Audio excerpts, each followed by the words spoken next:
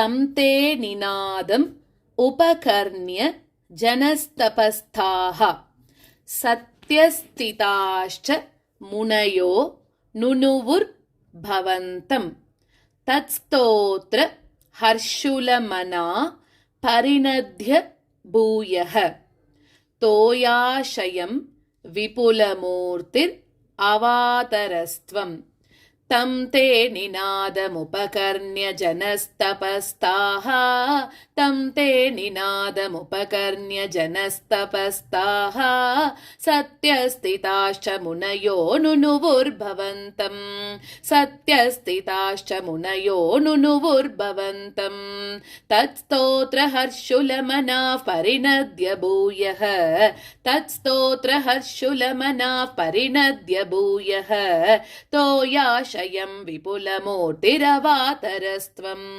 तोयाशयं विपुलमूर्तिरवातरस्त्वं तं ते निनादमुपकर्ण्य जनस्तपस्ताः सत्यस्थिताश्च मुनयो नुनुवुर्भवन्तं तत्स्तोत्रहर्षुलमनाः परिणद्य भूयः तोयाशयं विपुलमूर्तिरवातरस्त्वं तं ते निनादमुपकर्ण्य जनस्तपस्ताः सत्यस्थिताश्च मुनयो नुनुवुर्भवन्तं तत्स्तोत्रहर्षुलमनाः परिणद्य भूयः तोयाशयं विपुलमूर्तिरवातरस्त्वम् ऊर्ध्वप्रसारि परिधूम्र विदूतरोमा प्रोत्क्षिप्त वालधिरवाङ् मुखगोरगोणः तूर्णप्रदीर्ण जलतः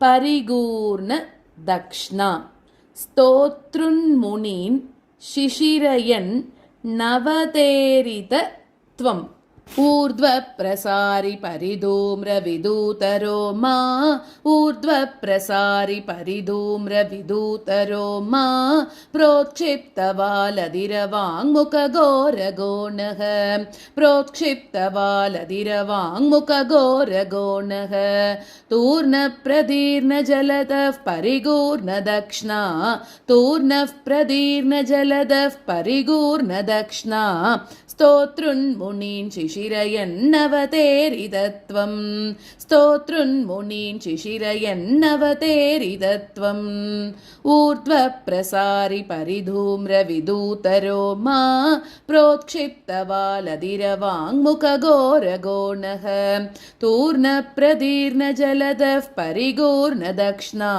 स्तोतृन्मुनीन् शिशिरयन्नवतेरितत्वम् ऊर्ध्वप्रसारि परिधूम्रविदूतरोमा प्रोत्क्षिप्तवालधिरवाङ्मुखगोरगोणः तूर्णप्रदीर्णजलदः परिगूर्णदक्ष्णा स्तोतृन्मुनीन् शिशिरयन्नवतेरितत्वम् अन्तर्जलं तदनुसङ्कुलनक्रचक्रं भ्राम्यतिमिङ्गिलकुलं कलुषोर्मिमालम् आविश्य भीषणरवेण रसातलस्तान् आकम्पयन् वसुमतीम् अगवेशयस्त्वम् अन्तर्जलं तदनुसङ्कुलनक्रचक्रम् अन्तर्जलं तदनुसङ्कुलनक्रचक्रम्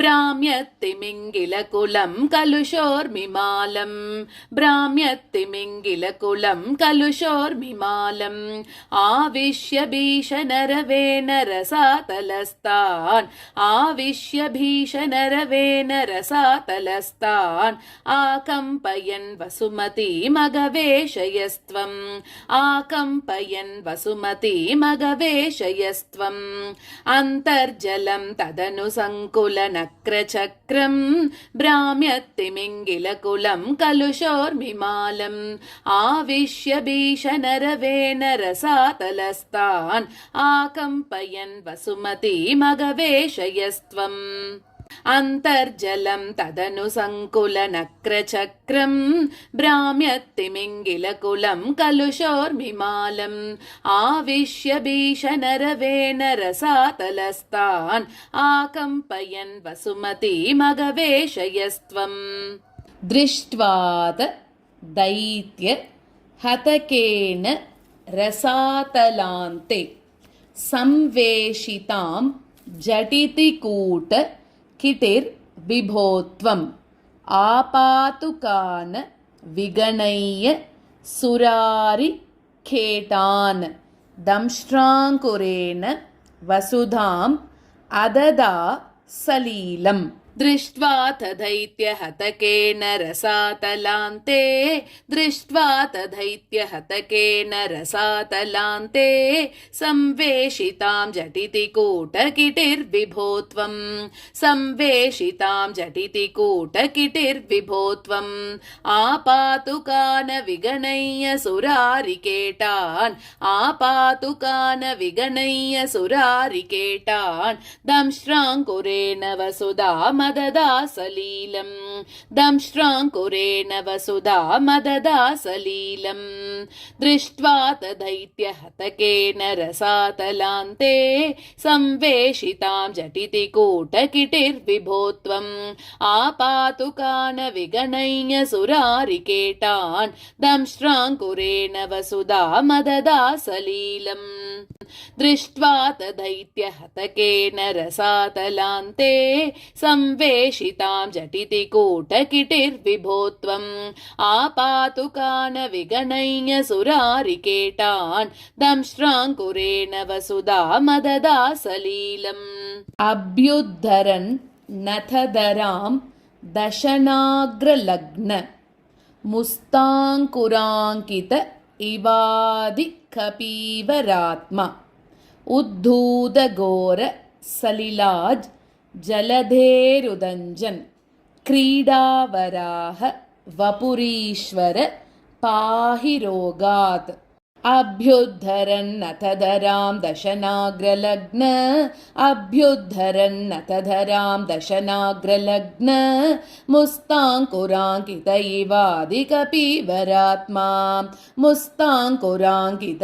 इवाधिकपीवरात्मा उद्धूतघोरसलिला जलधेरुदञ्जन् उद्धूतघोरसलिला जलधेरुदञ्जन् क्रीडावराह वपुरीश्वर पाहि रोगात् क्रीडावराह वपुरीश्वर पाहि रोगात् अभ्युद्धरन्नथधरां दशनाग्रलग्न मुस्ताङ्कुराङ्कित इवाधिकपीवरात्मा उद्धूतघोरसलिला जलधेरुदञ्जन् क्रीडावराह वपुरीश्वर पाहि रोगात् अभ्युद्धरन्नथधरां दशनाग्रलग्न मुस्ताङ्कुराङ्कित इवाधिकपीवरात्मा उद्धूतघोरसलिला जलधेरुदञ्जन् क्रीडावराह वपुरीश्वर पाहि रोगात् எல்லாருக்கும் நமஸ்காரம். இன்னைக்கு நம்ம 12வது தசகத்துல 6வது ஸ்லோகத்துல இருந்து பார்க்க போறோம். இப்போ 5வது ஸ்லோகத்துல நம்ம பார்த்தோம் இல்லையா, பிரம்மாவோட மூக்கிலிருந்து பெருமாள் வெளியில வந்தார் அப்படின்னு சொல்லிட்டு பார்த்தோம் இல்லையா. அப்புறம் வந்தவர் என்ன பண்ணாருன்னா, ஜனர் உலகம், தபசுலகம், சத்திய உலகம், இதுல இருந்த முனிவர்கள் எல்லாம் அவர் கர்ஜிச்சாருன்னு பார்த்தோம்ல. அந்த உருமலை கேட்டு உடனே துதிக்க ஆரம்பிச்சுட்டா. அவளோட ஸ்தோத்திரத்தினால நீ ரொம்ப சந்தோஷப்பட்டு போயிட்ட. அதனால நீ என்ன பண்ண, ஒரு பெரிய உடம்போட உருமீண்டே கடலுக்குள்ள இறங்கிட்ட அப்படிங்கிறது 6வது ஸ்லோகம். 7வது ஸ்லோகத்துல அப்ப என்ன ஆச்சுன்னா, உன்னோட உடம்புல புகை நிறத்துல ரோமங்கள் அதெல்லாம் குத்திட்டு சுழன்று வால் மேல நோக்கி நின்னுதான். அதெல்லாம் அது எப்படி இருக்கு அப்படின்னா, ரொம்ப பயங்கரமா இருந்துதான். ரொம்ப பயம் கொடுக்கக்கூடிய அந்த கீழே பார்த்த மூக்கோடையும் மேகங்கள் எல்லாம் வேகமாக பிளந்துண்டும் எல்லா இடத்துலையும் சுழன்று இருக்கக்கூடிய அந்த கண்களோட இருக்கக்கூடிய நீ ஒன்ன துதிக்கின்ற முனிவர்களோட உள்ளம் எல்லாத்தையும் குளிர செஞ்சுண்டு நீருக்குள்ள இறங்கி போன அப்படின்றார். அது 7வது ஸ்லோகம். அடுத்தது 8வது ஸ்லோகத்துல அந்த நீர்ல இருந்த அந்த முதலைகளோட கூட்டம் எல்லாம் பயமாயிடுதான். இந்த மாதிரி ஏதோ ஒண்ணு பெரிய உடம்பு நரம்போட பெரிய கர்ஜனையோட வருதே அப்படின்னு அந்த முதலைகளுக்கெல்லாம் பயம் வந்துருத்தான். அதாவது அங்க இருக்கக்கூடிய முதலைகள், திமிங்கிலம் எல்லாமே, திமிங்கிலங்கள்லாம் எல்லாம் கூட்டமாக சுத்தின்னு இருந்துதான். அலைகள் மோத வந்து என்ன ஆயிடுத்து அப்படின்னா அப்படியே ஜலம் வந்து கொந்தளிக்கும்ல, அந்த கொந்தளிச்ச ஜலத்துல மூழ்கி ஒரு பயம் கொடுக்கக்கூடிய ஒளியினால பாதாளத்துல இருந்தவாளை கூட நீ வந்து நடுங்க வச்ச அப்படின்றார். அதுக்கப்புறமா நிலமகளை தேடி போன. இது 8வது ஸ்லோகம். 9வது ஸ்லோகத்துல மாய பன்றியோட வடிவெடுத்துட்ட நீ கொடிய அசுரனா இருக்கக்கூடிய அந்த ஹிரண்யாக்ஷன், அவன் வந்து பாதாளத்துல மறைச்சு வச்சிருந்த நிலமகளை நீ வந்து எப்படியோ தேடி கண்டுபிடிச்சிட்ட அப்படின்றார். மாயா வராக ரூபியா இருக்கக்கூடிய நீ உன்னை எதிர்த்து வந்த அந்த அசுர பதர்கள் அவ எல்லாரையும் பொருட்படுத்தாம ரொம்ப சீக்கிரமாக அந்த கோர பற்கல்ல நுனியில விளையாட்டாக அந்த நிலமகளை தூக்கிண்டு நீ வெளியில வந்தியே குருவாயிரப்பா அப்படின்றார். அது 9வது ஸ்லோகம்.